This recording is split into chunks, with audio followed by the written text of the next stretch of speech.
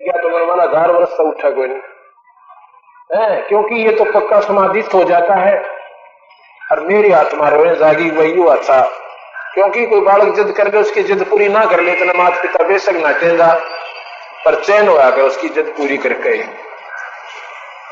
तो अच्छा ने बोला ठीक है, तो सुन मेरी बात, बताता हूं तुझे मैंने कैसे रूप बनाया था। कैसे उसको छीना था, क्यों कर छीना था बताता हूं, बैठ जा।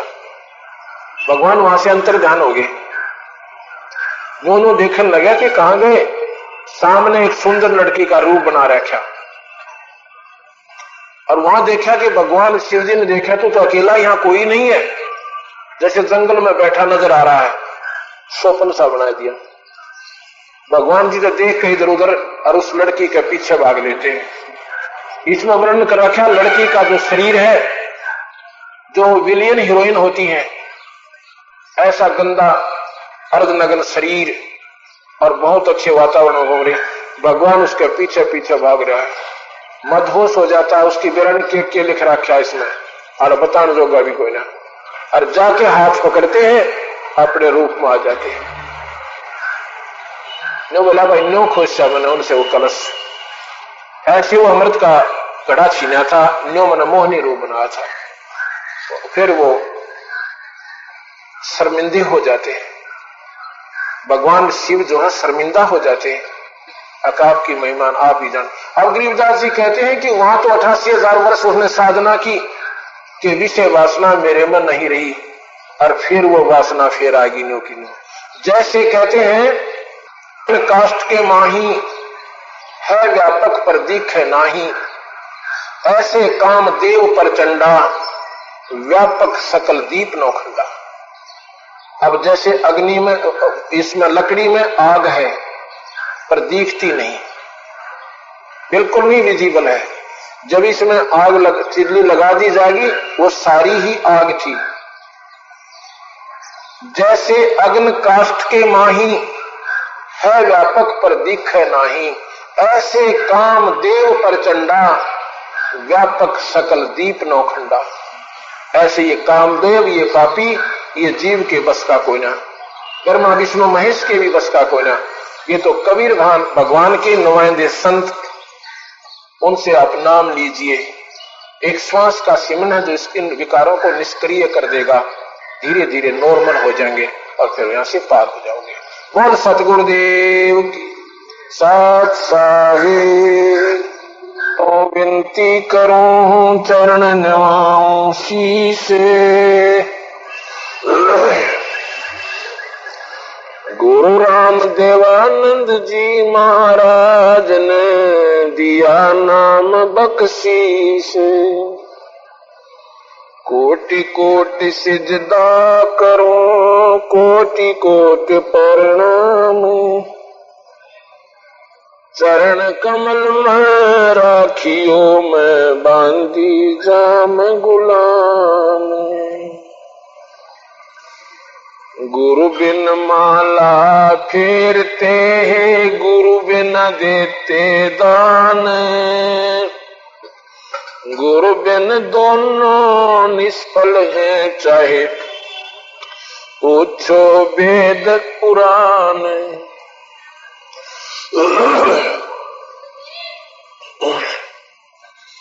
कबीर गुरु गोविंद दोनों खड़े, काके लागू पाए।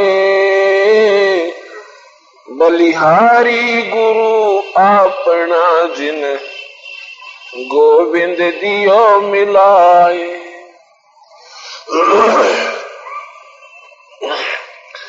कबीर हरि जय रूठ जा, गुरु की शरण में जावे। कबीर गुरु जय रूठ गए तो हरि ना कर सहाय।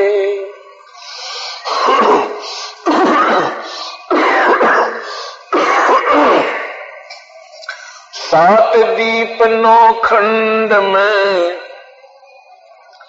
गुरु से बड़ा ना कोई। करता करे न कर सके, गुरु करे सो होवे।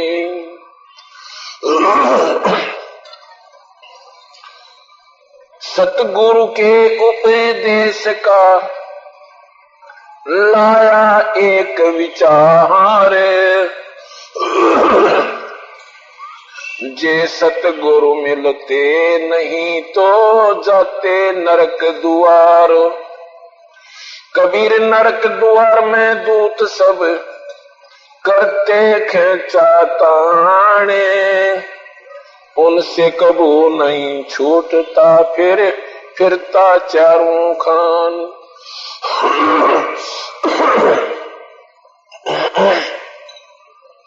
कबीर चार खानी में भ्रमता, फिर कब न लगता पारे। वो फेरा सब मिट गया मेरे सतगुरु के उपकार।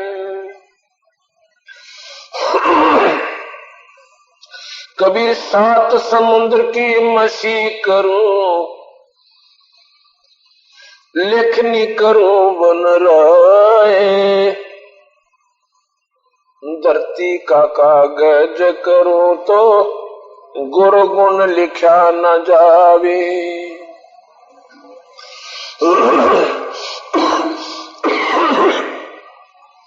कबीर राम कृष्ण से कौन बड़ो, उन्हों भी गुरु कीन। तीन लोक के वो धनी गुरु आग आधीन।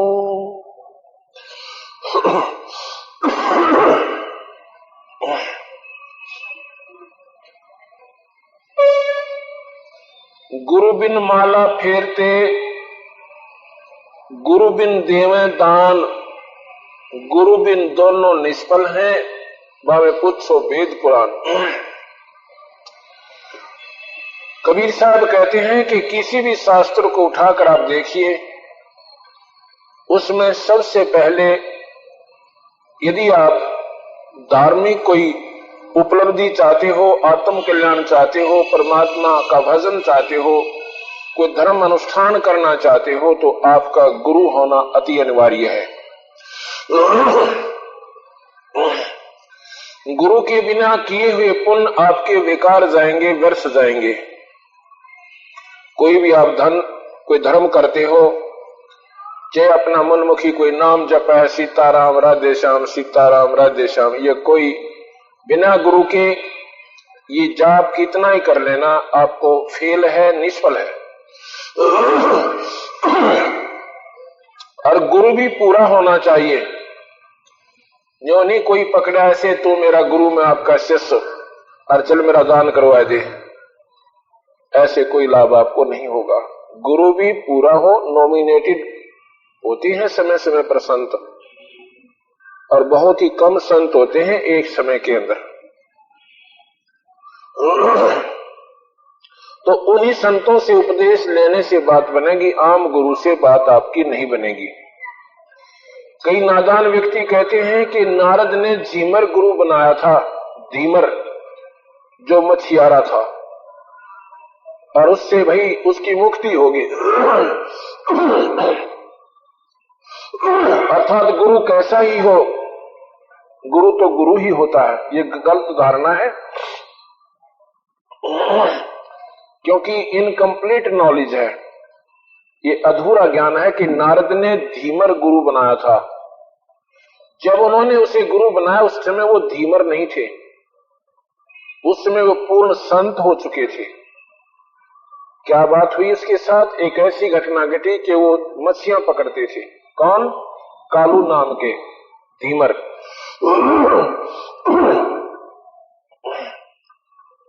और उसके आसपास के सभी तालाबों में मछलियां खत्म हो जाती हैं। उसके पड़ोसी राज्य में, एक पड़ोसी राजा के राज में, वो राजा बहुत धार्मिक था। उसने हिंसा के ऊपर पाबंदी लगा रखी थी, प्रतिबंध लगा रखा था, और ये कह रखा था कि यदि मेरे राज्य में कोई हिंसा करेगा, कोई पशु पक्षी या मछलियां पकड़ेगा, कोई मारेगा, शिकार खेलेगा, उसको सजा दी जाएगी। अब उसने विचार लाया कि आसपास की सभी मछलियां खत्म हो गई हैं सभी तालाबों में, और अमोक राजा के राज्य में तालाबों में बहुत ज्यादा मछलियां हैं।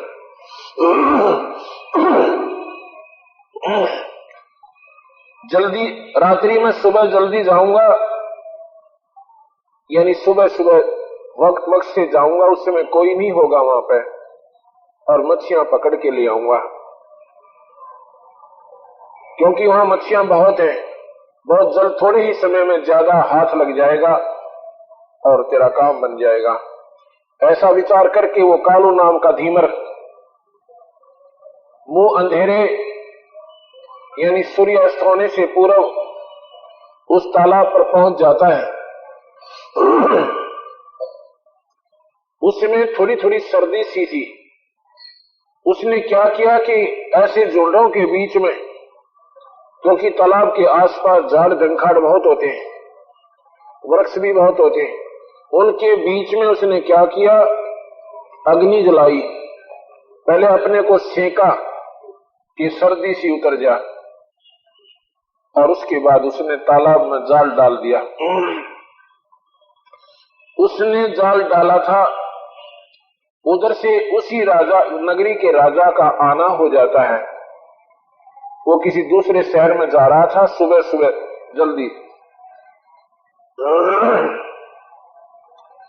अब क्या होता है कि एकदम मोड़ मुड़ता था रास्ते पे, मोड़ मुड़ते ही सामने राजा और सैनिक आ रहे हैं, और कालू धीमर यानी मछियारा घबरा जाता है, डर जाता है कि आज तू मारा गया। इसका बचाव कैसे हो? उसने सोचा था कि ये राजा जो है बड़ा धार्मिक है, और धार्मिक है तो संतों के प्रति इसका विशेष लगाव भी होगा। वो धीमर क्या था कि एक तन पे लंगोटी बांध रखी थी पानी में घुसने के लिए, दाढ़ी बड़ी हुई थी, सिर के बाल बड़े हुए थे। उसने सोचा अगर बच सकता है तो साधु बन जा नकली। उसने जो अग्नि जलाई थी उसकी जो ऐश बन गई थी, राख बन गई थी, तो बबूत पड़ी थी, उसको सारे शरीर पर लगा लिया, और मुंह भी खूब अच्छी तरह उसको उस ऐश से राख से यानी बिल्कुल ढांप लिया। और जहां उसने अग्नि जलाई थी उसको सोचा कि ये समझेगा धुना है इसका, उसी के ऊपर ऐसे आसन पद्म लगाकर बैठ गया। बैठा था डरता। राजा ने सोचा कि भाई ये सामने कौन बैठा, देखा ध्यान से, क्योंकि जो साधु आत्मा होती है, जो भक्त आत्मा होती है, वो संतों ने देखकर बड़ी प्रसन्न होया करें, उनकी आत्मा गदगद हो जाती है कि सुबह सुबह और परमात्मा स्वरूप संतों के दर्शन हो जाए, आज मेरा बड़ा शुभ दिन है। तो जी वो राजा, और वो देख रहा है थोड़ी थोड़ी आंखें खोल के कि राजा आगे जा रहा है या तेरी तरफ आ रहा है। राजा ने उसके सामने आकर हाथी रुकवा दिया, हाथी की अंबारी से नीचे उतरा, और उसने देखा तो आज तू मारा गया भाई। कालू ने सोचा कि आज तो मारा जाएगा। इस भय में उसने अपनी आंखें जोर से बंद कर ली और भगवान का एक विशेष चिंतन शुरू कर दिया, क्योंकि भय में भगवान का ना याद आया करे। अब इतना चढ़ गया कि उसकी जो सुरती थी अंतर्गत होगी। कुछ ये पिछले संस्कार काम करते हैं। ये नहीं था कि वो कालू एक ही जन्म में संत बन गया था, वो पिछले जन्मों की कमाई इंसान की साथ होती है। कबीर कमाई आपनी कभू न निष्फल जावे, सात समुद्र आडे पड़ो वो मिले अगाऊ आए।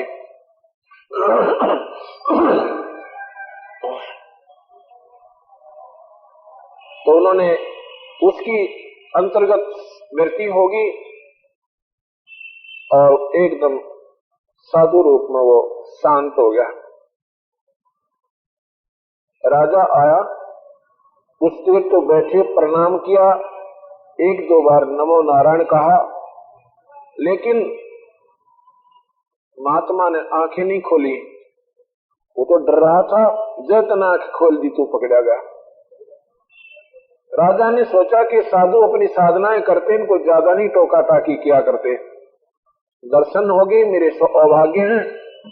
और वहां पर 5-7 सोने की मोहरें रख दी, उन धोने के ऊपर पूजा के रूप में, और प्रणाम करके चल पड़ा। राजा चला जाता है। उधर से उसको क्या होता है, कुछ देर के बाद उसने आंखें खोली कि राजा तो जा चुका है। फिर देखता सामने उसने तो पूजा भी की हुई है। उस दिन से उसका जो जीवन बदल गया। उसने क्या सोचा, क्या विचार लगा कि हे मालिक, मैं तो तेरे नाम पर नकल की थी, मैं तो तेरे नाम की नकल की थी और एक ढोंग किया था, और उस ढोंग की वजह से भी राजा ने तो माथा टेका और ये धन मेरे सामने आ गया। फिर विचार करता है, परमात्मा, यदि मैं असल रूप में आपको याद करूं तो आप ना जाने क्या कर दो। इतना विचार लाकर वो असरपियां उठाकर इतने में उसकी पत्नी आ जाती है। क्योंकि उसने आना था जल्दी, उसको भी भय बन गया। वो बता के गया था अमुक तालाब से मैं मछलियां लाऊंगा। उसने सोचा कहीं पकड़ा ना गया हो, उसका भेद तो लेना चाहिए। इतने वो विचार कर ही रहा था, इतने उसकी पत्नी आ जाती है। कहता तू मरेगा, अभी तक यहाँ बैठा है, तूने मछलियां नहीं पकड़ी। वो कहता है ना तो मछली पकड़ू, आज के बाद मैंने जो करना था कुकर्म कर लिया, आज के बाद मैं ये मछलियां नहीं पकड़ूंगा। वो नाराज हो जाती है कि अब बच्चे तुझे खाएंगे, इनको कौन कमा के खिलाएगा। कहने लगा ये धन उठा ले, ये पैसे में सारी उम्र में इतना धन नहीं कमा सकता था जितना आज मेरे मालिक ने एक उसके नाम पर मैंने नकल की थी। यदि मैं असल कर लूं तो ना जाने वो मालिक क्या कर देगा। उसी दिन से उसने अपना जीवन बदल दिया, वो मछलियां पकड़नी बंद कर दी। जैसे रत्नाकर नाम के एक डाकू थे, डाके डाला करते थे, एक ही दिन के सत्संग में अपना जीवन बदल के महर्षि कहलाए। ठीक इसी प्रकार वो कालू नाम के झीमर यानी अब मछियारे ने अपना जीवन बदल लिया। घर वाले दबाव दें कि जाओ मच्छी पकड़ कर लाओ, जाल उठावे, जंगल में बैठ जावे और सारा दिन रोए, हे परमात्मा मुझे कोई संत भी मिला दे जो मेरा गुरु बन जा, मुझे नाम मिल जावे, मेरी मुक्ति हो जावे, क्योंकि गुरु के बिना बात बने को ना।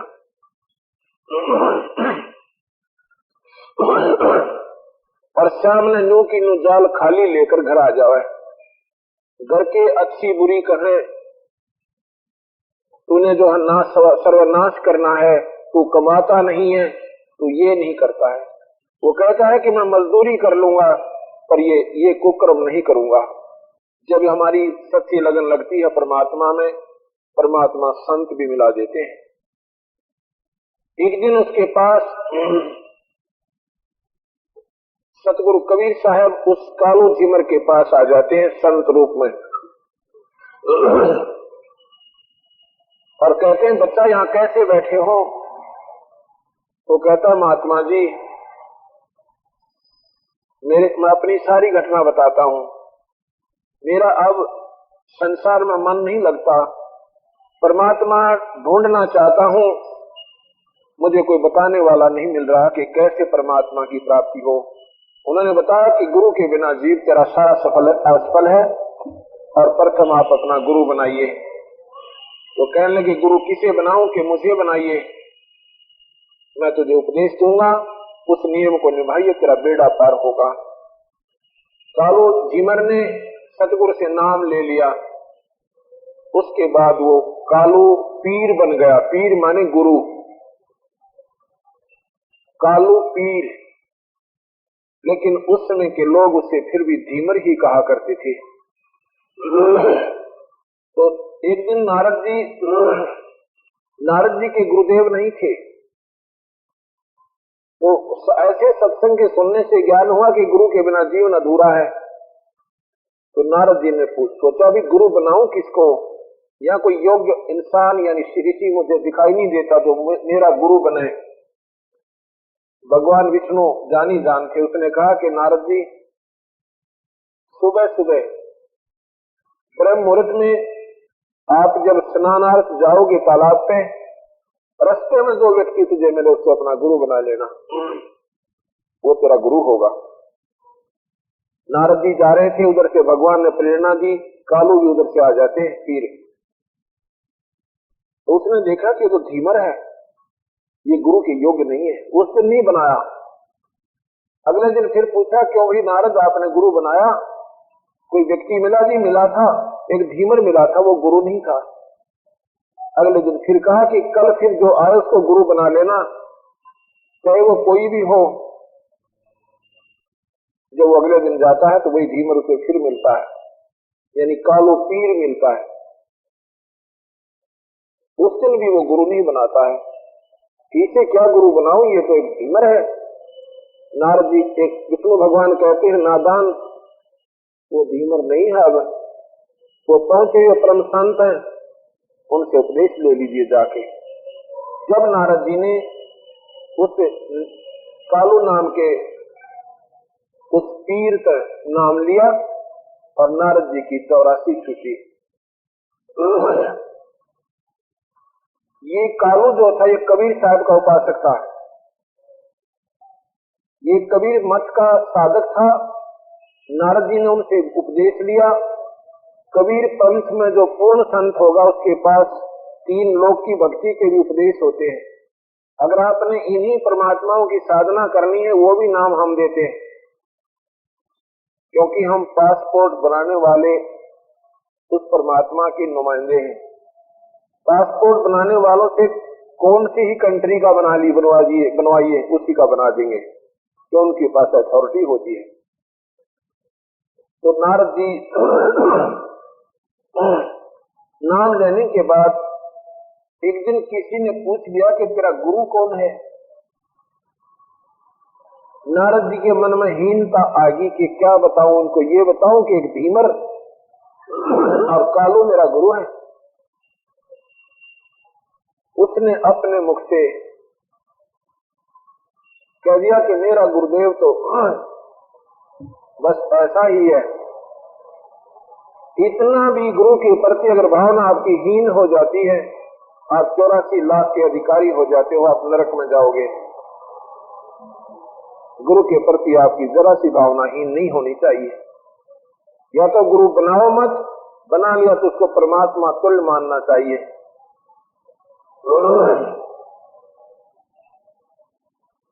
इतनी ही हीन भावना होने से ऋषियों ने बताया कि तू तो गया काम तो भाई, नारद जी तेरे को 84 लाख दुनिया भोगनी पड़ेंगी।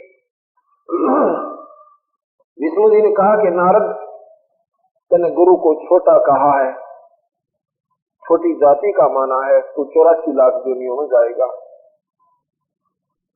अब नारद जी की बंदगी लगा घबराने कि अब क्या बने। किसी ने बताया कि सतगुरु अपने गुरुदेव के चरणों में गिर जाता है। तो गुरुदेव के चरणों में जाकर गिरता, महाराज मेरे से अक्षमा, मुझे अक्षमा करना, मुझ पापी पर एक गलती होगी। कहने कोई बात नहीं बच्चा, आपको 84 लाख में नहीं जाने दूंगा, क्योंकि कबीर साहब के पास वो शक्ति है। जब जो राजा से डरे मिटे कर्म के लेख, अदली अदल कबीर है कुल के सतगुरु एक। और किसी के पास 84 लाख दुनिया को बचाने का कोई नाम या अधिकार नहीं है। क्योंकि हम आप ये हमारी कहानी कथाएं प्रथम बार सुन रहे हो, आपको खटकती रहेंगी कि ऐसा क्यों नहीं है कि क्या भगवान रामचंद्र या भगवान विष्णु या शिव, क्या ये हमारी 84 नहीं मिटा सकते? कभी नहीं। इनकी अपनी भी 84 नहीं मिटी है। खूब कृष्ण भगवान आप मानते हो गीता में बोले थे कि अर्जुन तेरे मेरे असंख्यों जन्म हो लिए, तुझे मालूम है मुझे मालूम है, तुझे ज्ञान नहीं। और उसके बाद ये अपने जीवन पूरा करके 84 लाख दुनिया में चले जाते हैं। सुबह मैंने बताया था कि ब्रह्मा विष्णु महेश ये पोस्ट है, ये पद है, ये कोई व्यक्ति विशेष नहीं है। जब इन तीनों देवताओं की जब समय पूर्ण हो जाएगा, ये समाप्त हो जाएंगे, ये अपनी 84 लाख दुनिया में चले जाएंगे, उसके बाद 3 ब्रह्मा विष्णु महेश और परमात्माएं, वो श्रेष्ठ आत्माएं इन पदों पर नियुक्त की जाएंगी।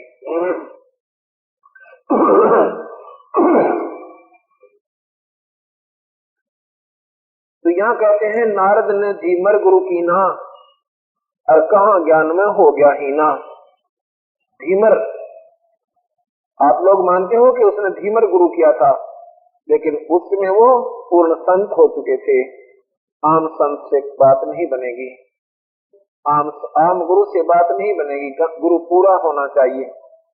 अब हमारे मन में ये धारणा है कि गुरु तो बाल ब्रह्मचारी हो, वानप्रस्थ हो और पढ़ा लिखा विद्वान हो, फला हो, दकड़ हो। ये हमारी मन की ओछी कल्पनाएं हैं। जिस संत के पास कमाई है, सत्य नाम है, सच्चे नाम की साधना है, वो चाहे गृहस्थी हो और चाहे ब्रह्मचारी हो, उन दोनों की ही भक्ति, दोनों ही गुरु पद के अगर अधिकारी हैं, उनके पास नाम कमाई है तो पूर्ण रूप से पार हो सकेंगे, अन्यथा नहीं होंगे। विचार कीजिए, एक समय की बात है कि गुरु बिन माला फेरते, गुरु बिना देवे दान, गुरु बिन दोनों निष्फल हैं, चाहे पूछो वेद पुराण। सुखदेव नाम की एक बाल ब्रह्मचारी,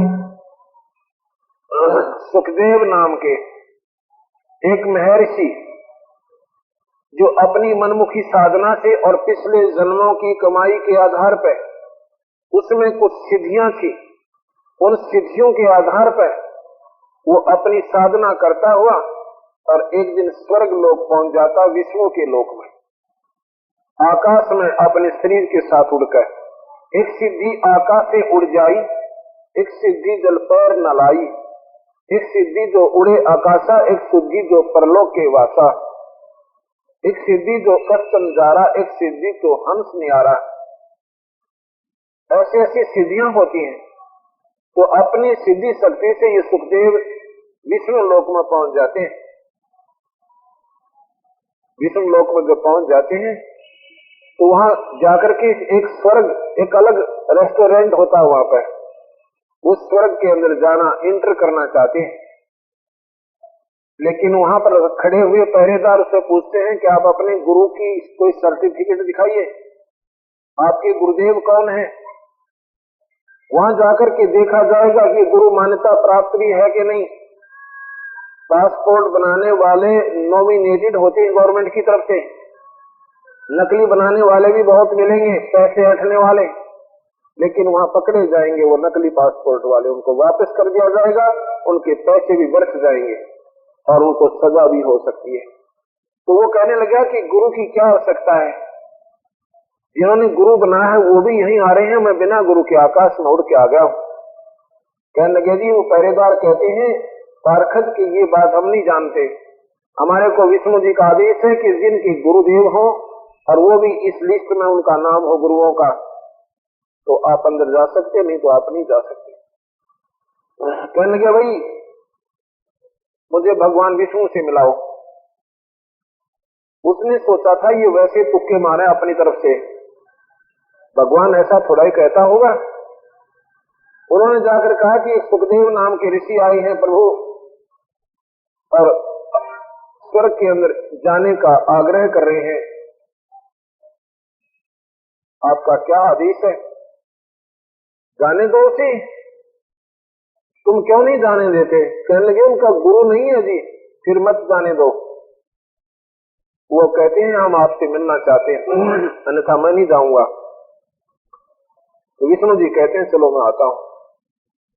सुखदेव भगवान के द्वार पर, मकान महल के द्वार पर खड़ा है। विष्णु जी बाहर आते हैं और पूछते ऋषि जी यहाँ क्या करने आए तुम। सुखदेव ने सोचा था कि भगवान ये देख कर मेरे पर प्रसन्न होंगी, वाह भाई वाह सुखदेव, बड़ी अच्छी कमाई की तूने, सिद्धि ऐसी अच्छी प्राप्त की और तू यहाँ पर आ गया, भाई शाबाश। इसके विपरीत भगवान ने कहा कि यहाँ क्या करने आए ऋषिवर, उसका आधा तो पानी वैसे गिर गया, आधा ढीला तो इस वचन से हो गया कि भगवान बोले कैसे? कहता जी मैं स्वर्ग में जाना चाहता हूं। फिर क्या आपत्ति आ गई? स्वर्ग में जाना चाहते हो, क्यों नहीं जा रहे? क्या कहते हैं पार्षद?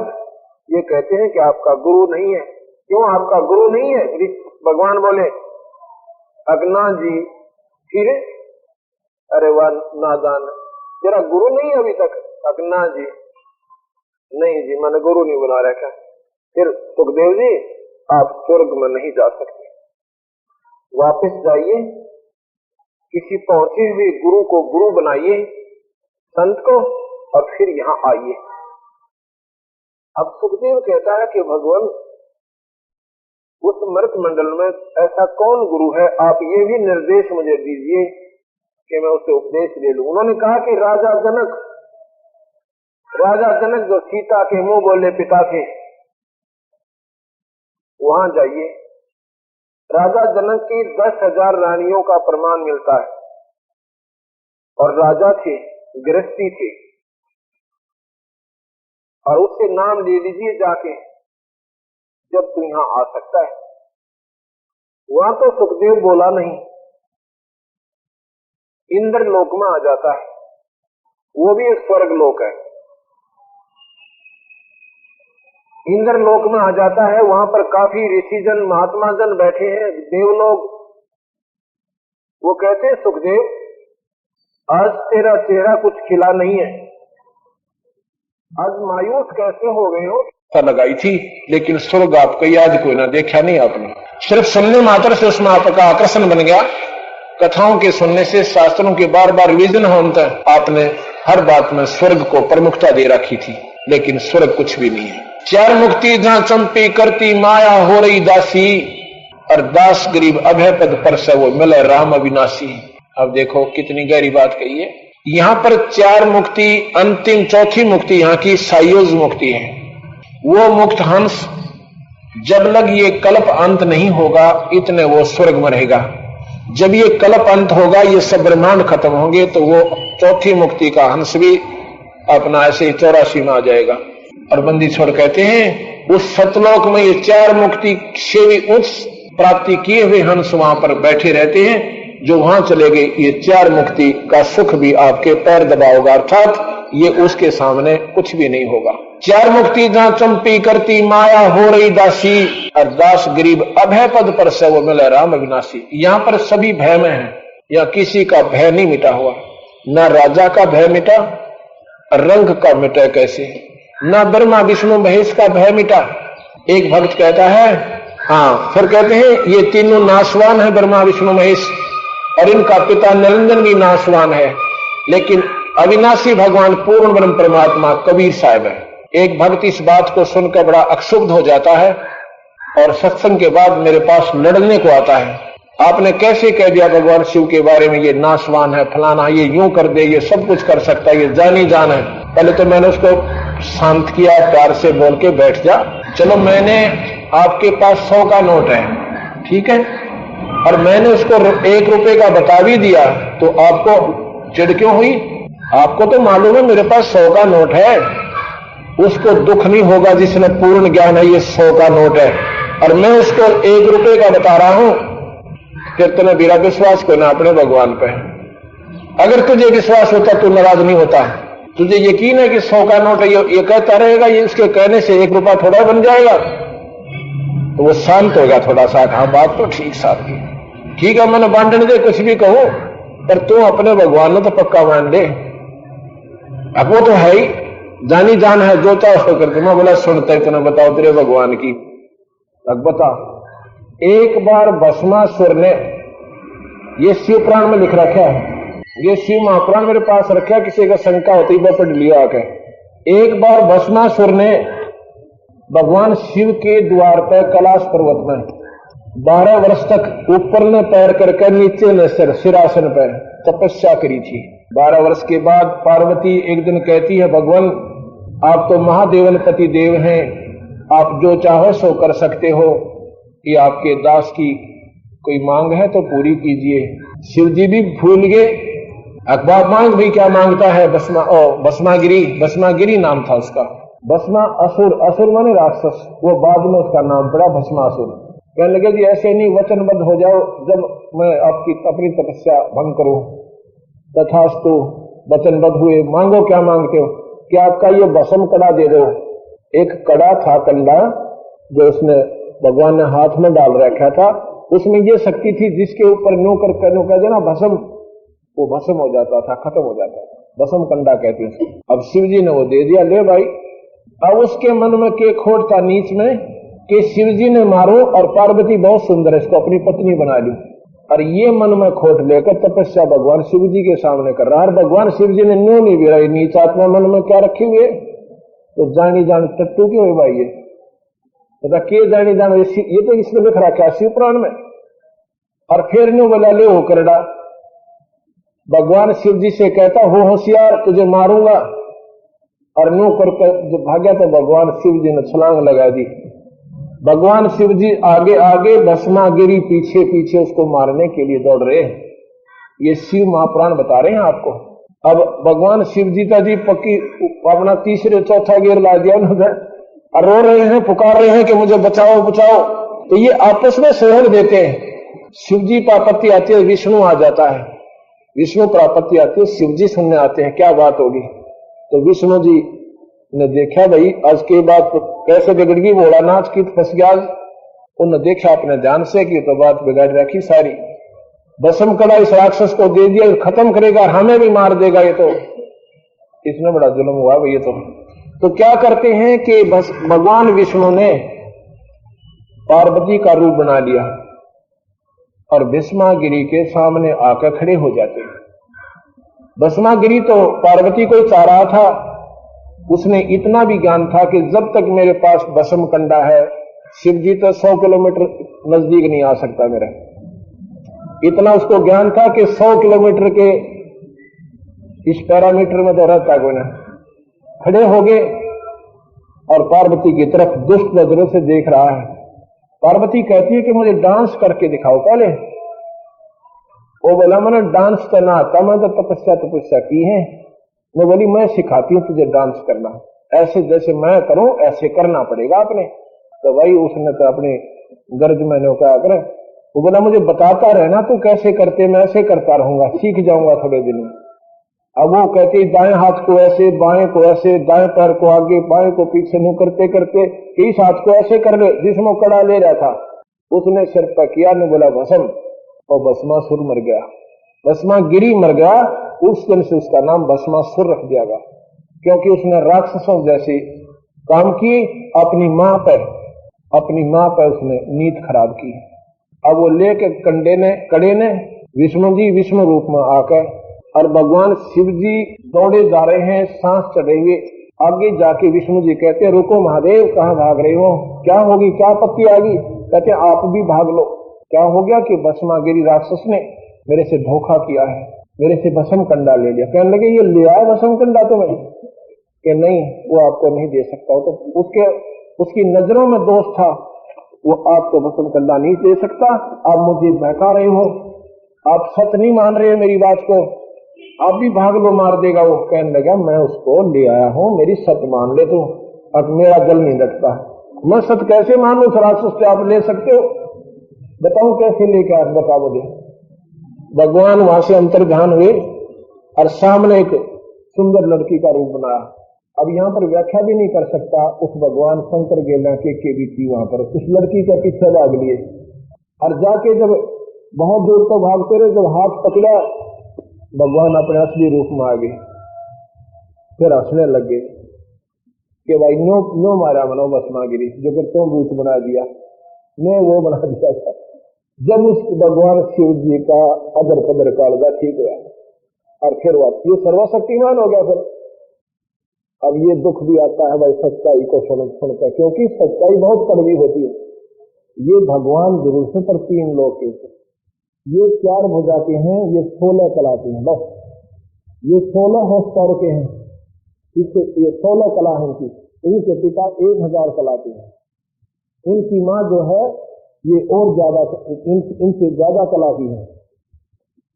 और इनसे ऊपर है पूर्ण परमात्मा सतपुरुष, वो असंख्य कला के भगवान है, उस पर वो परमात्मा पूर्ण है, ये पूर्ण नहीं। एक और आएगा थोड़ी देर में, तो लगा जी ये हम नहीं मान सकते, ये तीनों भगवान जो चाहे सो कर सकते हैं। बोला भाई किस के ना खस्तुमा एक रकम गणे। अच्छा सुन भाई, ये सर्वशक्तिमान है, सर्वशक्तिमान है। आपने सुना होगा कि एक बार अनुसुईया की कहानी सुनी होगी तुमने, खूब याद से, पर तुम तो आंखों का पट्टी बांध रहे हो। अनुसुईया की चर्चा होगी कि ऐसी सुंदर औरत और सुंदर होकर पतिव्रता आज तक हमने सुनी ना देखी।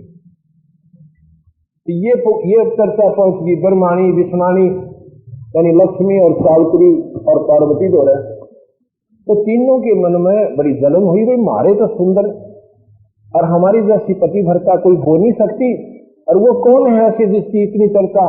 नारद जी वो तबला बजाता हुआ कहे जी उस लड़की अगर औरत है तो अनुसुईया है, सती है तो अनुसुईया है, और जनसा वो भी।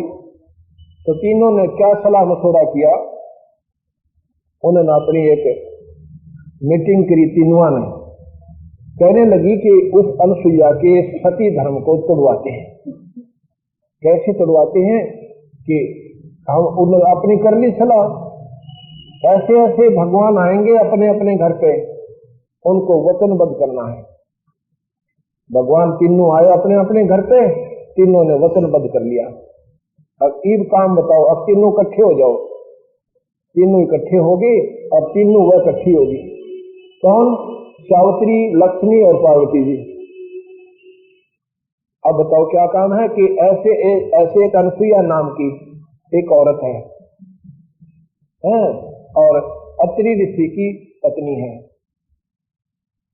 तो फिर क्या करना है कि उसकी दुनिया बड़ी डींग मारती है, वो पति भरता है, वो सती है, फलाना है, उनका सत तो रुकाओ।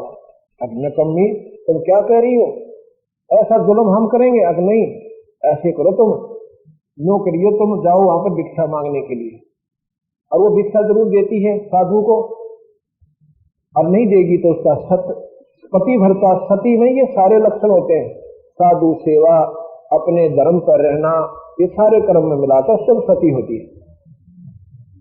तो उनसे तुम भिक्षा मांगना और उनसे कहना कि हमें दूध पिलाओ, और फिर कहना कि निवस्त्र होकर पिलाओ, दूध दो, दूध पिएंगे और निवस्त्र होकर पिलाओ। वो बोला चलो यहां तक तो सीमित कर दिया तुमने, ये काम कर देंगे, पर यह सब तुम्हारी गलती।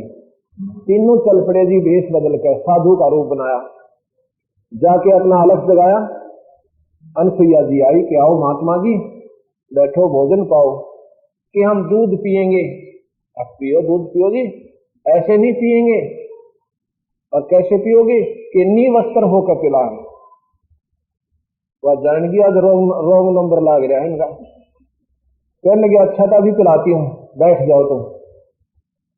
माई ने क्या करा, उन तीनों के 2-6 महीने के बालक बना दिए, 6 महीने के शिशु बना दिए और पालने में लुटा दिए। निवस्त्र होकर कुआड़ मूंद का तीनों आते ही चमचा गिला दूध पिला दिया और तीनों बच्चे बनाकर पालने में लिटा दिए। अब भाई वो उन्नत बेरा था कि वहां गई हैं, वो वापस नहीं गए, तो नारद जी से बोले भाई नारद जी, वो तेरे चाचा ताऊ गए हुए हैं, तेरे पिताजी, और अभी तक आए नहीं, उन्हें ढूंढ के ला। नारद जी पहुंचा, देखा वो तो तीनों भाई पालने में अंगूठे मुंह में दे रहे हैं, अपने लौट रहे ठाक लेटे हुए हैं। तो नारद जी आगे वापस कि तुम तो गई काम थे, क्यों करे? तो 6 महीना के बालक से और शिशु रूप में अपना आनंद कर रहे हैं। अनुसुईया ने उनको बच्चे बना दिया छोटे छोटे। वो बोली सच्ची सच्ची मैं आंखें देख कर आया हूं। वो तीनों फिर आई, हाथ जोड़े अनुसुईया के आगे, ये प्रमाण आपके सामने है। उसके पैर पकड़े तीनों ने, हमारे उसे बना दे। अब ले जा अपने शेरा ने, उसे फिर बना दिए। वो पहले शिशु बनाए तीनों भगवान और उसे फिर बना दिए। ले जा अपने शेरा में, ये शेर मत भेजिए ना यहाँ पर। तो कबीर साहब ने कहा भाई इतने बताओ खरे ये सर्वशक्तिमान है कि अनसुईया सर्वशक्तिमान थी, अर्थात ये तीन लोक के ईश्वर हैं। ये सर्वशक्तिमान नहीं है, कुछ शक्तिमान अवश्य है। अब ये हम कथाएं सुनते सुनते रहे और हमने ये पुर्जे सारे फट कर दिए। अब ये सारे इधर पुर्जे नारे नारे रखे थे इन शास्त्रों में, और ये कबीर भगवान ने सारे जोड़कर रेलगाड़ी बना दी।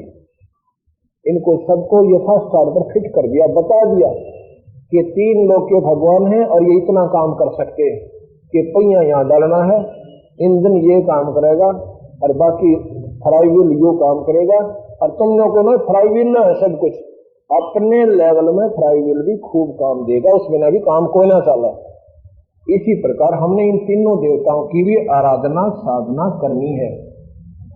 हम ये मत समझना कि इनकी पूजा नहीं करते, हम इनको जहां ये फिट करने हैं उसी पुर्जे को वहीं डालकर काम लेंगे। हम इनको इंजन नहीं मान सकते, इंजन सतपुरुष है, पूर्ण परमात्मा है। बाकी इनका भी अपना काम यथास्थान पर बिल्कुल सही है। एक टायर पंचर हो जाता हो गाड़ी ना चले। हम इन सब की पूजा करते हैं, पर जो तुम पूजा करते हो ना, किधर मंदिर में जाए घंटी बजानी, किधर कनाग श्राद्ध निकालने, जो गीता में मना कर रखा है, ये हम नहीं करते। हम इन भगवानों की पूजा विधिवत करते हैं जो शास्त्रों में लिखी हुई है, और इसीलिए ये हमें डायरेक्ट लाभ देते हैं, जल्दी फायदा देते हैं। ये परिणाम आपके सामने आ रहा है और सभी कर भी रहे। तो इन बातों से नादान व्यक्ति तो सोचेंगे अच्छा महात्मा रहा भगवाना की बुराई करे। बुराई वो होती है जो उनमें वो वस्तु ना हो और हम उसमें जबरदस्ती थोप रहे हों। किसी में कोई कमी नहीं है और हम कमी बता रहे हैं तो वह बुराई है। आपके सामने चित्रित कर रहा हूं और फिर अपने भगवान कबीर साहब की व्याख्या भी महिमा भी मैं आपको गा रहा हूं, सुना रहा हूं। अब आपने ये भी सुन लिया। गरीबदास जी कहते हैं तीन लोक के जीव सब विषय वास भरमाए, गरीबदास हमको जपे उसको धाम दिखाए। ये तीन लोक के जीव, ये ब्रह्मा विष्णु महेश भी जीव रूप में गिनती होती है इनकी। विषय वासनाओं में ये वशीभूत है, इनमें भी विषय वासनाएं हैं। एक समय की बात है कि भगवान शिव ने एक समय जब भगवान रामचंद्र जी वनवास में थे, सीता उठ चुकी थी और सीता की वियोग में भगवान राम रो रहे थे, बिलख बिलख कर रो रहे थे। ऊपर से पार्वती और शिव नंदी पर बैठे हुए, वृषभ पर बैठे हुए देख रहे हैं कि भगवान शिव जी ने रामचंद्र जी को प्रणाम किया। तो पार्वती बोली किसने नमस्कार कर रहे हो? कि भगवान को। कि यो किसा भगवान रोने लग रहा, इसकी पत्नी उठ गई है, इसकी पत्नी को कोई उठा ले गया है, उसके वियोग में रो रहा। फिर भगवान का रोने का काम क्या? ये भगवान नहीं हो सकता। शिव जी बोला तो रहने दे, आप रहने दो, ये भगवान है, ये तीन लोक के मालिक विष्णु जी हैं। मैं बोली मैं ना मानू, आप तो नहीं बकाया करो, मैं तो इसकी परीक्षा लेकर आऊंगी, जब मानू ये भगवान से। शिव जी बोला परीक्षा मत लेना, देख ले फिर बात बिगड़ जाएगी। अच्छा नहीं लूंगी। तो शिव जी अपना घूमने चले गए। पीछे तो सीता जी का रूप बनाया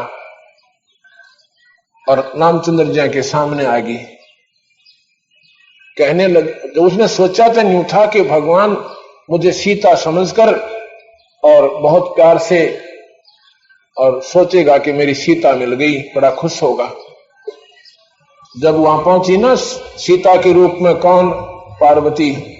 भगवान रामचंद्र जी बोले हे दक्ष पुत्री माया, हे दक्ष की बेटी पार्वती, दक्ष की बेटी माया तो किता गया है। भगवान शिव ने कहां छोड़ाई? हंसने लगी कि आप तो वाकई भगवान हो। भगवान शिव जी ठीक ही आपको प्रणाम कर रहे थे। अब यहां एक विचार करना कि भगवान रामचंद्र जी ने पार्वती तो पहचान ली कि ये सीता नहीं है, और अपनी सीता का ज्ञान नहीं उसने कौन उठा ले गया। ये क्या कारण है?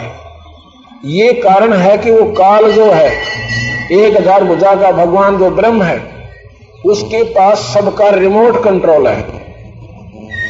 ये अवतार जो बनकर आते हैं उसी के आदेश से गुप्त रूप में कोई कारण बना देता है, ये यहां पर आते हैं।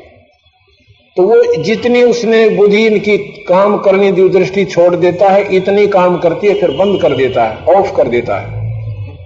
वहां पर उसने ऑन कर दी उसकी बुद्धि को, रामचंद्र जी की को, और सीता को पहचान लिया सीता नहीं है, फिर ऑफ कर दी। फिर उसने नो नहीं मालूम मेरी सीता ने उठा कौन लेगा। ये महसूस मत करना, क्योंकि ये काल जो 1000 भुजा का भगवान गीता में कहता है ना सब न खाऊंगा, वो काल है, वो निरंजन है, और वही ब्रह्मा विष्णु महेश के पिता हैं, और इस शेरा वाली इनकी माता है। ये देवी शिव पुराण पढ़ लेना, और ये देवी भागवत महापुराण पढ़ना, गीता जी में प्रमाण है इसी बात का कि इनकी माता है शेरा वाली, इनके पिता हैं काल भगवान। तो जी पार्वती वापस चली गई। अब उधर से शिव जी की बुद्धि ऑन कर दी भगवान काल ने। उसने देख लिया कि आज यह काम बिगाड़ आई, मैंने मना किया था, और सीता का रूप बनाकर चली गई। इसलिए मेरे लिए ये आज के बाद पत्नी रूप में स्वीकार्य नहीं होगी, क्योंकि इसने मेरी मां का रूप बना लिया। अब सीता को मां क्यों कहा? क्योंकि वो बड़े भाई की पत्नी है। बड़े भाई की पत्नी मां के तुल्य होती है, भाभी मां के तुल्य होती है। तने बोला परीक्षा ले आई तू? अगना में कोई ना लेकर आई परीक्षा। अच्छा झूठ भी बोला ऊपर तक। भगवान ने अंदर से उसको त्याग दिया कि आज के बाद तो मेरी पत्नी रूप में स्वीकार्य नहीं होगी। 1 दिन 2 दिन 10 दिन 100 दिन महीना 2 महीने वर्ष बीत गए, मुंह तो ना बोला अपना ने प्रजा की तो जाकर भगवान जानगी यू पक्का नाड़ी है। इनने जो फैसला कर लिया इनका अटल होता है। ईब तेरे ते जिंदगी भर यू बात नहीं करे, फिर मैं यहां रहकर करूंगी क्या? तो ये फैसला लेकर पार्वती वहां से निकल पड़ी और अपने राजा दक्ष के, अपने पिता दक्ष के घर पर आई। राजा दक्ष ने उसको कभी शादी के बाद बुलाया नहीं था, क्योंकि पार्वती ने शादी अपनी मर्जी से करवाई थी। पिता नाट रहा था, वो कहता था कि मैं ऐसे सरल फिरड आदमी का शादी अपनी बेटी की करूं कोई ना, जिसके गले में सांप राख लपेट जाए, इसमें देखते डर लग गया। पर अपने बच्चे ने, वैसे सभी आदमी यही कोशिश करते हैं कि अच्छे स्थान पर शादी हो। पर पार्वती को नारद ने बता दिया था कि तेरा पति ये है, ये मालिक है 3 लोक का भगवान। उसके हृदय में वो समा चुके थे, उनके संस्कार ऐसे ही थे। इसमें माँ बाप की कुछ नहीं बसाती, झूठे ढूल पे त्यागरे, जहां बच्चों के संस्कार वहीं जुड़ते हैं जाके। तो जी उन जबरदस्ती शादी अपनी मर्जी से माला गाली थी, शिव जी बरात लेकर आ गया था। तो उस दिन के बाद ना तो पार्वती बुलाई ना शिव जी बुलाया। जिस दिन पार्वती अपने पिता के द्वार पर जाती है, वहां पर राजा दक्ष ने एक यज्ञ कर रखा था। उसमें हवन कुंड बना रखा था ना पूरा बड़ा, और उसमें लपट निकला थी, घी डाला जा रहा था। उसमें ऐसे सटेज लगा रखी थी, सारे दामाद बुला रखे थे, रिश्तेदार बुला रखे थे, पर शिव जी नहीं बुला रखा था। आमंत्रित भी नहीं कर रखा था पार्वती को और शिव जी को। तो पार्वती और जो बटेऊ नहीं आए थे, जो मेहमान नहीं आए थे दामाद, उनका सटेज, उनका आसन भी था और हिस्से का पैसा भी रखा जा रहा था। उनका हिस्सा भी रखा जा रहा था जो नहीं आए हुए थे, पर शिव जी का कितना हिस्सा और ना आसन। पार्वती पहले सारे गए घूमी, देखा कि ना शिव जी का कितना आमंत्रण, हमने बेरा भी कोई ना, यहाँ पर ऐसा हवन हो रहा है, और ना अपने दामाद को इन्होंने बुलाया। बेशक वो लड़का आई थी, पर अपनापन न्यारा उसे। अपनी माँ के पास गई, ने बोली माँ तुमने शर्म नहीं आई क्या कि तुमने अपने दामाद को ना तो हमें बुलाया, और जो नहीं आए उनका हिस्सा निकाल रखा है, उनका आसन लगा रखा है आदर से, और आपके दामाद का, आपके जवाई का आपने कुछ भी नहीं कर रखा। माँ बोली बेबे ना तो तू मेरी मानती बेटी, अन्ना तेरा पिता मेरी मानता, बे मैं तो तुम्हारे आगे ना पीछे, अपने बाप के ना मार टक्कर जाके अपने पिता से मिलने जाके वो क्या कहता है। वो फिर गई अपने पिताजियों के पास, राजा दक्ष के पास, कहने लगी पिताजी। कहा भाई बोलिए, बोलिया को नहीं कि आपने अपने दामाद को नहीं बुलाया, हमें भी आमंत्रित नहीं किया। दक्ष कहता है कि बिना बुलाए किसी के घर पे नहीं आना चाहिए, तू क्यों आई? और ऐसे शरीर फिर आदमी ने बुला कर बना अपनी बेइज्जती करवानी है। वो गले में उसका सांप पड़े, हाथ में खप्पर तेरा के टांगे अंडर। अरने बोला तू क्यों आई भैया, तेरे को किसने बुलाया था? इस बात की वो बहुत महसूस करगी, बहुत नाराज होगी, इतना दुख मानगी कि तेरे कराऊं हवन ने पूरा हवन कुंड में छलांग लगा दी और पार्वती मर जाती है। उधर से भगवान, अब उसमें देखो मैं बताना चाहता हूं, सच्चाई को स्वीकार करना, ये नो ना सोचना कि मैंने ठेका ले रखा भगवान ना ये बुराई करने का, पर सच्चाई बताने का ठेका ले लिया। और यह सच्चाई कैप्सूल से है, कुनीन की ऐसी दवाई, और यह कुनीन खाओगे तो बुखार उतरेगा ना, कुनीन बिना मलेरिया जाक हो। ये सत्कर मान लेना, ये तुम कड़वी कड़वी सुन लोगे ना, सुनते रहना, तो पीछे तुमने गाली भी दे दियो, पर एक बार सुन जरूर लेना। पर जब सुन लोगे ना आप अपने आप में महसूस करोगे सच्चाई तो यही है। तो जी वहां पर ये जब यज्ञ राजा दक्ष ने यज्ञ करी ना, उसमें क्या होता है कि राक्षस लोग यज्ञों को पूरा नहीं होने देते थे। शिव जी के लिए तो उसकी बनाई नहीं थी। ब्रह्मा और विष्णु को विशेष आमंत्रित किया था कि आपका सहारा लेकर मैं यज्ञ कर रहा हूं, और हो सके मेरा दामाद भी लाठी ठा ले शिव जी, उससे भी मेरी रक्षा करवाना। तो दोनों आगे जी, हाँ ठीक, अभी तुम निश्चिंत होकर कर अपना यज्ञ, हम यहां बैठे हैं। उधर से जब पता चला भगवान शिव जी ने कि पार्वती ऐसे ऐसे हवन कुंड में और दक्ष के द्वारा अनादर करने से हमारे को भला बुरा कहने के कारण वो जल के मर गई है, तो भगवान ने अपनी जटा से एक बाल पाड़ा और जमीन पर पटक दिया। उसमें से एक वीरभद्र नाम का एक राक्षस दानव निकला। वो कहता क्या हुक्म है भगवान? ने बोला ये सारे भूत प्रेत ये गणपण ले जा, सारे पूरी सेना, और राजा दक्ष का सर काट दे जा। अब वो तो चल पड़ा हुआ ले गला बड़दा पूरा।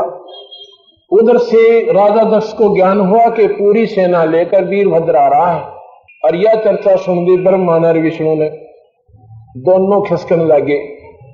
ब्रह्मा चलने लगा जब राजा दक्ष कहता भगवान आपका तो मैंने आसरा लिया था, आप कहां जा रहे हो, मेरी रक्षा करो। ब्रह्मा ने बोला ये दोनों ये पकड़े कान भाई, वीरभद्र तो इतना बलशाली है किसी का काबू को ना आए, हमारे बस का नहीं है उसके साथ लड़ना। ब्रह्मा तो नाचते नाचते भाग गया। फिर चले विष्णु जी। विष्णु जी ने सोचा ही को मर गया अकेला, तो वो भी चल पड़े। राजा दक्ष ने पैर पकड़ के छोड़े को नहीं भगवान, या तो मैं भी गेल चालूंगा आपके, आप तो कम से कम रुक जाओ। विष्णु जी रुक गए। चलो वीरभद्र आ जाता, ये शिव पुराण में लिख रखा, कोई ने सोचा महाराज जी गप्पे मारे से। आप पढ़ना शिव पुराण 25 रुपए की आओगी, एक बार फिर पढ़ना इसको जाकर के, जन्यों की नो ना पावत है। तो क्या होता है, वीरभद्र का और भगवान विष्णु का आमना सामना हो जाता है, और वेद मंत्र पढ़ने वाले पंडित मंडल यहां अपने वेद के मंत्र पढ़ रहे हैं। आमना सामना होता, वीरभद्र ने तीर मारा, विष्णु ने उसका तीर काटना चाहा, लेकिन वो तीर जाके विष्णु का लग गया, उससे वो स्तब्ध हो गया, लोगों ने खंबा सा बन गया, इस विष्णु हल्ले ना टले। विष्णु जी की स्तब्धता वेद मंत्र पढ़कर उन पंडितों ने उतारी, जब वो हलन टलन लग गया। दोबारा फिर आमना सामना हुआ, फिर भगवान उसके वीरभद्र का उसका जो है फिर दोबारा तीर छाती में जा लगता है, और विष्णु जी वहां से भाग जाते हैं। विष्णु जी भाग जाते हैं वीरभद्र के सामने। सर्वशक्तिमान भगवान कहते हो जिसे ये आपका शिव पुराण बता रहा है। अब वीरभद्र ने जाकर राजा दक्ष की गर्दन काट दी, फिर जाके हाथ पैर जोड़े भगवान शिव के सामने। वो कहने लगा भी ऐसे करो, कोई कोई प्राणी है ना जो, उसका ताजा सिर काट लाओ, मैं राजा दक्ष को जीवित कर दूंगा। एक बकरे का सिर काट लाए, राजा दक्ष के सिर पे रख दिया, वो जीवित हो गया। ऊपर तो राजा दक्ष बकरा है और नीचे तो मनुष्य है। फिर शिव जी आ जाता है, हवन कुंड पे पास जाता है तो पार्वती के वो कंकाल जो अधजला शरीर था, हाड हाड बचे हुए थे, उस कंकाल को भगवान छाती का लगाकर और अपनी पत्नी के वियोग में पत्नी समझकर अंधा हो गया उस वासना में और मोह ममता में। उसको छाती ऐसे अपने कंधे पर रखे हुए 10,000 वर्ष तक भटकता भ्रमता रहा, पार्वती पार्वती पार्वती करता रहा। 3 लोक के जीव सब विषय वास भरमाए, विषय वासना में भरम रहेंगे सभी, वासना वश होकर पत्नी में उसका मोह बन गया। और फिर उसने नो भी ना बेरा तू आडा न लिए फिर रह गया पार्वती है। इतना मदहोश हो गए भगवान विष्णु शिव जी है। उनके साथ तो महाराज गरीबदास जी कहते हैं इतनी संज्ञा दे दे तो भी कम है। एक भैंस जो होती है ना, भैंस, उसका बच्चा मर जाता है, व्यापारी लोग क्या करते हैं, उसकी खाल उतार कर बच्चे की उसमें भूस भर देते हैं, एक पूछड़ छोड़ दिया करें धूम, और उस बने हुए उस मॉडल को भैंस के सामने रख देते हैं। भैंस उसको अपना बच्चा मानकर स्वीकार कर लेती है, और जब उसको लेकर चलते भैंस उसके पीछे पीछे भाग लेती है, अपना बच्चा समझ उसको चाटती है, प्यार करती है। अर्थात उसकी बुद्धि इतना ही काम कर रही है कि ये तेरा बच्चा नहीं है, और फिर भी उसको अपना बच्चा मान रही है, उस पर आसक्त हो रही है। ऐसे ही भगवान शिव ने उन हाडों को पार्वती मानकर 10,000 वर्ष तक उसको लिए फिरेगा उसकी ममता में। उसने नो भी नहीं बेरा तो हाड ठाए फिर है या कोई तेरी पत्नी है। इतना अंधा ये इस हवस के वश हो जाता है और ममता मोह के वश, इतना इसमें शक्ति है।